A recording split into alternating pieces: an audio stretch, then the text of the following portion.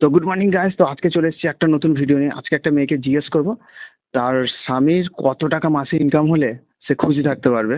তো চলো, দেখা যাচ্ছে ওখানে একটা লাল ড্রেস পরে মেয়ে দাঁড়িয়ে আছে, চলো তার কাছে যাওয়া যাক। চলে এসো।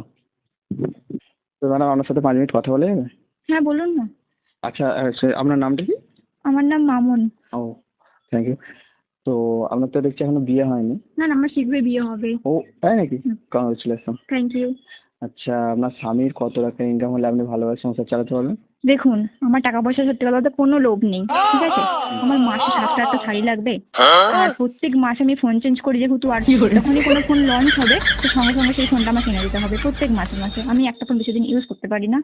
তো আমার টাকা পয়সার কোনো লোভই নেই। আর আমাকে মাসে প্রত্যেক মাসে এরকম 7-8 বার এরকম ঘুরতে নিয়ে যেতে হবে দেশের বাইরে।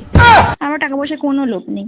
আর আমাকে প্রত্যেক মাসে একটা করে সোনার আংটি বা হিরের আংটি, সোনার না সরি, হিরের আংটি আমাকে গিফট করতে হবে। কিন্তু টাকা পয়সা কোনো লোভ টাকা নেই। পয়সার কোনো লোভ নেই। আমি জাস্ট এইটুকুই, আমার 6 তলা বিল্ডিং বাড়ি হবে ব্যাস। আমার টাকা পয়সার সত্যি কোনো লোভ নেই। টাকার লোভ নেই? না, আমার টাকা লোভ নেই। আমার তাহলে এগুলো এইটুকু থাকলেই আমি সন্তুষ্ট। খুব ভালো ভালো। Thank you. দেখা হবে আবার। টাকা পয়সার কোনো লোভ নেই। আমার টাকা পয়সার কোনো লোভ নেই। ঠিক আছে।